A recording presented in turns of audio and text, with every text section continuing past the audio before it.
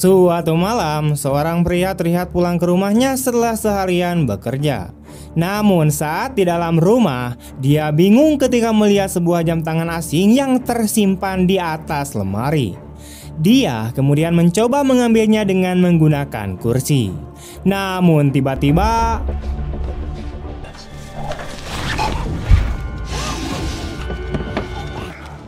seorang pembunuh bayaran bernama Mike langsung mencekiknya menggunakan tali sampai mati dan menyamarkan kematiannya seolah-olah target tersebut mengakhiri hidupnya sendiri. You know who I am? Don't do this. Yeah, I know you are, mate.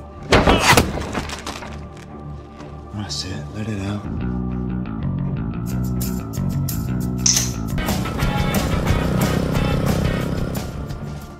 Setelah pekerjaannya selesai, Mike kemudian pergi ke bar. Ketika dia memasuki bar, Mike melihat seorang wanita yang sedang diganggu oleh para preman. Melihat hal itu, Mike memutuskan untuk menghajar para preman itu. Come on then, you cunt!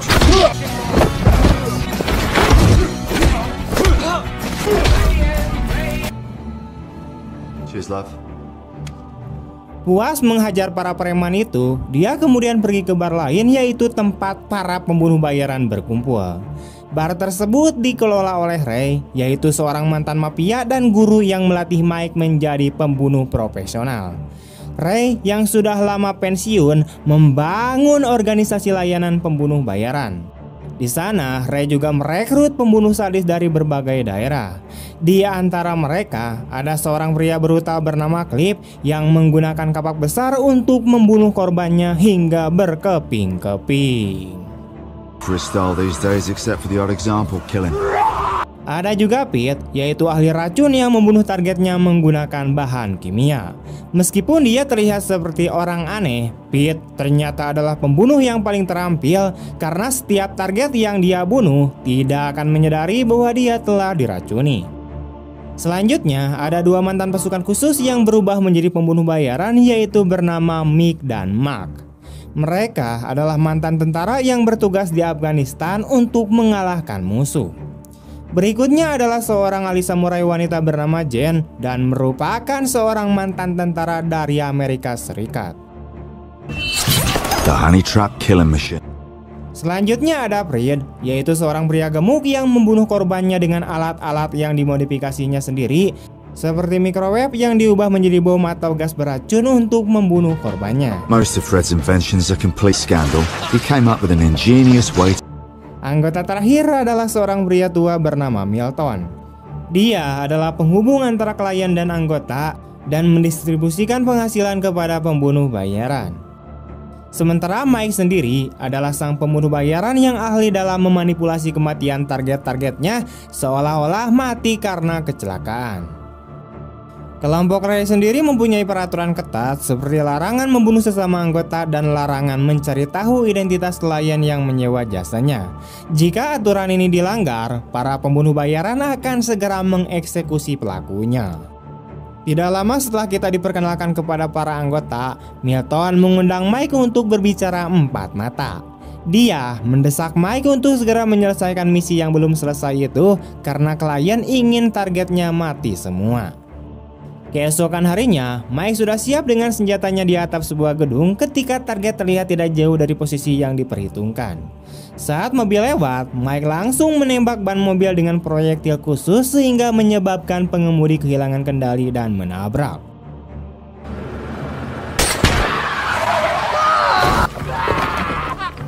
Tindakan Mike langsung membunuh targetnya dan semua orang akan menganggap kejadian itu sebagai kecelakaan biasa.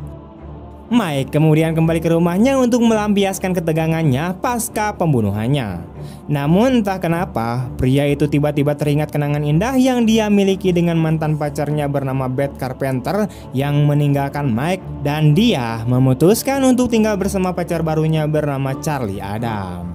Setelah itu, Mike mendapat telepon dari Milton di mana dia meminta Mike untuk menagih pembayarannya di sebuah gang pada pukul 9 malam. Saat sampai di lokasi yang ditentukan, Mike tidak menemukan keberadaan Milton. Dia malah diserang oleh seorang pembunuh amatir dengan rentetan peluru. Saat si pembunuh kehabisan amunisi dan berniat pergi, Mike langsung menghadangnya dan menghabisinya.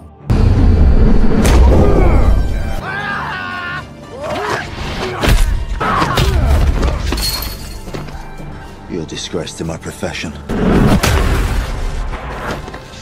I don't want to know anything. Tidak lama kemudian, Mike menerima pesan dari Charlie yang memberitahukan bahwa Beth telah meninggal. Keesokan harinya, Mike menghadiri pemakaman Beth, tetapi hanya melihatnya dari kejauhan.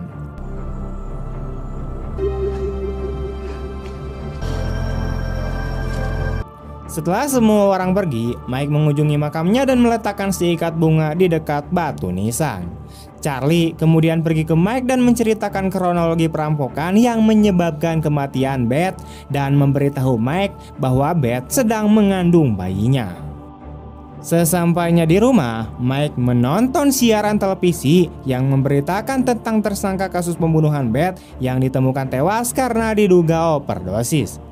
Namun, Mike tidak percaya karena Beth adalah seorang aktivis lingkungan yang sangat aktif mengumpulkan informasi tentang pelanggaran hak lingkungan oleh perusahaan tertentu. Mike memutuskan untuk menyelidiki pembunuhan Beth dengan mencuri laporan polisi dan mengunjungi tempat kejadian perkara. Di lokasi, Mike mencoba membayangkan kembali kronologi pembunuhan Beth mengacu pada data yang tertulis dalam laporan polisi. Namun, Mike menemukan keanehan pada jenis obat penenang yang terdapat dalam darah korban, di mana obat penenang dosis tinggi seperti itu hanya diberikan kepada seseorang yang mengalami fobia berlebihan saat berada di pesawat. Sementara Mike tahu pasti bahwa Beth tidak takut terbang sama sekali. Mike akhirnya menyadari bahwa pembunuhan Beth dilakukan oleh pembunuh profesional, bukan pecandu. Pria itu menyimpulkan bahwa Mick dan Mike bertanggung jawab atas kematian Beth karena mereka berspesialisasi dalam menyamarkan pembunuhan sebagai kejahatan jalanan acak. You don't too happy, Mike. What's up? Why you take a wild guess? Mike kemudian pergi ke tempat Mick dan Mike berlatih taekwondo dan menghadapi mereka, menuduh mereka sebagai pembunuh Beth, tetapi keduanya menyangkal tuduhan itu. Mike kemudian menginformasikan bahwa Beth sedang hamil, jadi dia tidak akan menggunakan obat penenang dosis tinggi karena akan membahayakan janinnya. We've been doing our jobs just like you done 100 times before.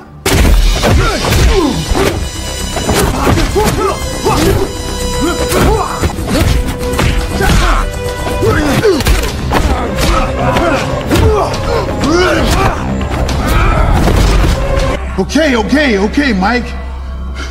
It's a big fucking deal, man. Why do you care so goddamn much? Akhirnya, Mick dan Mark mengakui bahwa mereka lah yang telah membunuh Beth dan mengatakan bahwa itu hanya bagian dari pekerjaan. Mereka tidak tahu identitas klien yang menginginkan Beth mati. Meskipun dia sudah tahu bahwa Mick dan Mike hanya melakukan pekerjaan mereka, Mike masih memukuli kedua rekannya. Setelah didesak lebih jauh oleh Mike, keduanya kemudian mengatakan bahwa Milton mungkin mengetahui identitas kliennya.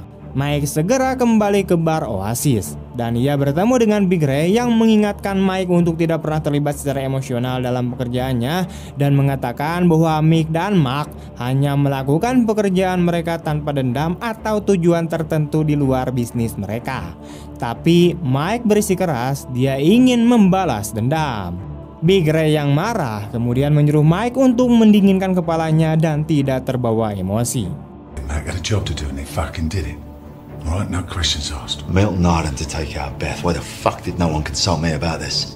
You stop this. Pria itu kemudian menurunkan pistol ke Mike dan menyuruhnya keluar dari sana. Who's the client?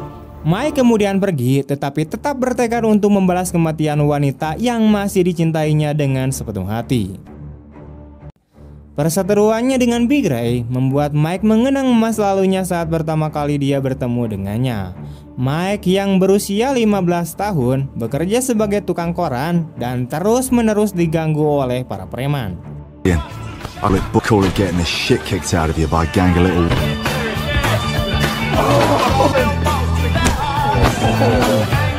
Saat bersembunyi dari pengganggu, Mike melihat seorang pria misterius berjalan menjauh dari sebuah rumah yang meledak.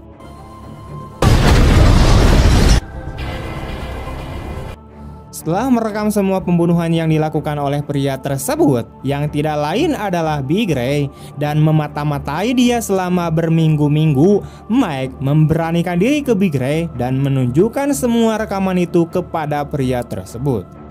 You kill people, don't you? Mike bermaksud memeras Big Ray untuk mengajarinya menjadi seorang pembunuh bayaran. Big Ray hampir ingin membunuh Mike, tetapi setelah melihat tekad dan kecerdasan Mike yang kuat, Big Ray setuju untuk melatih Mike. Dengan bantuan Big Ray, Mike kemudian melakukan pembunuhan pertamanya dengan membidik kepala para preman yang sering menggertaknya.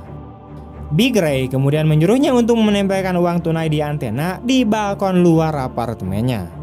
Saat target mencoba mengambil uang tersebut, Mike yang bersembunyi di kamarnya kemudian mendorongnya hingga terjatuh dari ketinggian dan tewas seketika. It was now or never. Big Ray kemudian mengatakan bahwa dia memiliki bukti terhadap Mike dalam pembunuhan itu dan memperingatkan Mike untuk tidak mengkhianatinya. Setelah itu, Big Ray mengajari Mike apa yang dia butuhkan untuk menjadi seorang pembunuh profesional dan menjadi figur ayah bagi Mike. Suffocating is up fucking underpants. Over the next few years, Big Ray taught me everything I needed to know about the dark arts of his murder methods. And he trained me in martial arts. Taekwondo, karate, kung fu, eskrima, muay thai, you name it, we practiced it. Long-range weapons, short-range weapons, all sorts of weapons. Tough on me, yeah, that's for sure. But iron sharpens iron, and now I'm as tough as nails. Big Ray kemudian menetapkan 3 aturan penting dalam profesi seorang assassin, yaitu jangan pernah marah, jangan pernah emosi, dan jangan pernah ketahuan, yang mana 2 dari 3 aturan tersebut kini telah dilanggar oleh Mike. Beralih ke masa kini, Mike kemudian mendatangi tempat Charlie dan memberitahunya bahwa aktivitas Beth sebagai aktivis lingkungan bisa memicu kemarahan pihak-pihak tertentu. Jadi mereka memutuskan untuk menyingkirkan Beth. Namun Charlie tampaknya tidak mempercayai kata-kata Mike, terutama setelah dia mengatakan bahwa Beth dibunuh oleh pembunuh profesional. Sebelum Mike bisa menjelaskan lebih jauh kepada Charlie, Cliff tiba-tiba menerobos masuk dan mencoba menyerangnya dengan kapaknya.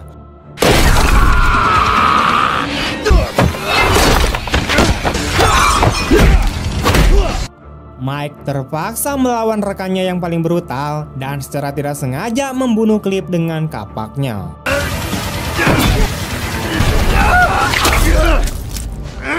Lucy needs to take me out. I didn't even know he was here, mate.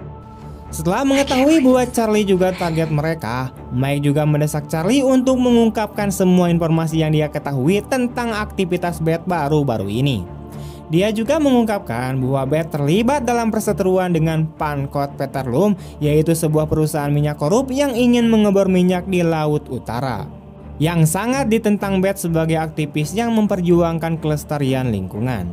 Mike kemudian meminta Charlie untuk mencari informasi tentang perusahaan minyak, sementara dia akan melacak keberadaan Milton. Setelah mengetahui lokasinya, Mike yang tidak lagi peduli dengan aturan Oasis untuk tidak menyakiti Milton, kemudian menyiksanya untuk mengungkap siapa yang memerintah pembunuhan terhadap Beth.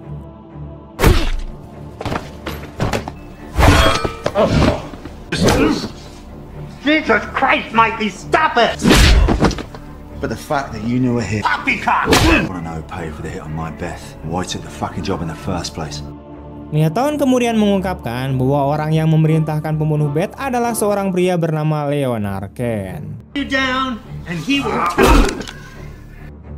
Mike segera menelepon Charlie dan mengatur pertemuan sesegera mungkin. Sementara itu di bar Oasis, Big Ray dan yang lainnya berkumpul untuk membahas tentang Mike yang menurut mereka sudah keterlaluan dengan membunuh Cliff dan memutuskan untuk membuat pembunuhan lain untuk menumbuhkan Mike.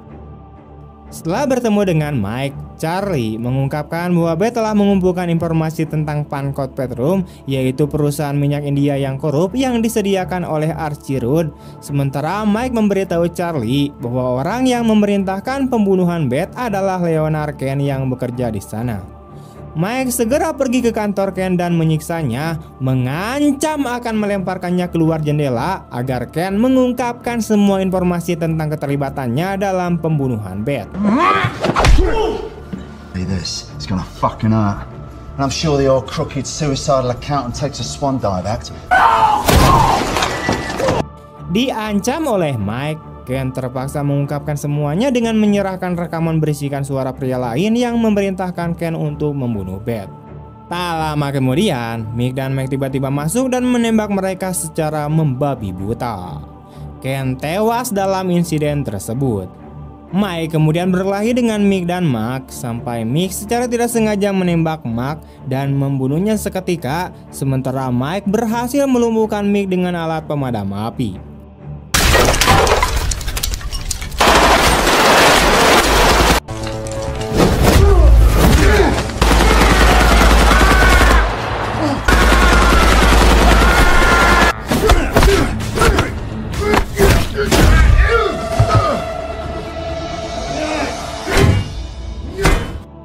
Saat mencoba melarikan diri dari sana, Pete tiba-tiba menyergap Mike dari luar gedung.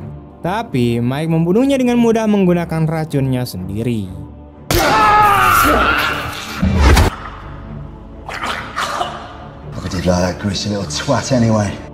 Mike kemudian menghadapi Pete, tetapi dia hanya membuat pria itu pingsan dan mencuri perban buatannya. Setelah itu, Mike segera pergi ke rumah atasan Ken, yaitu seorang taipan minyak, seorang pria bernama Atal Jim. Sesampainya di rumah Jim, Jen the Ripper sepertinya sudah menunggu kedatangan Mike dan keduanya pun terlibat adu mulut yang sengit, hingga akhirnya Mike berhasil membunuh Jen dengan katananya sendiri. Dad.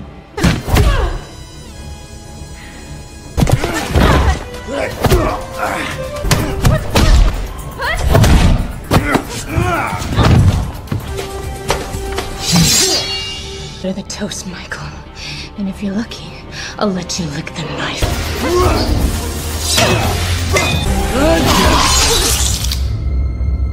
Membawa katana Jen, Mike kemudian pergi ke Jim. Pria itu kemudian menawarkan Mike sejumlah besar uang selama Mike tidak membunuhnya. Namun, Mike tidak peduli dan langsung memenggal kepala pria itu. No thanks. Setelah membalas kematian Beth, Mike kemudian pergi ke Big Ray di Oasis dan mengatakan bahwa dia telah melumpuhkan pembunuh lainnya karena mereka mencoba membunuhnya. Mike kemudian memainkan sisa rekaman yang dia dapatkan dari Ken yang mengungkapkan bahwa Milton telah memerintahkan pembunuh bayaran amatir untuk membunuh Mike di gang tersebut dan menugaskan Mick, Mark, dan Cliff untuk menghilangkan semua ujung yang longgar. Merasa marah dan dikhianati, Big Ray kemudian memukuli Milton yang mengakui segalanya dan membuat alasan untuk keserakahan belaka. Melihat Milton yang babak belur, Mike menawarinya benaid yang dikembangkan Pete untuk keracunan. Milton kemudian menerapkannya dan perlahan mati.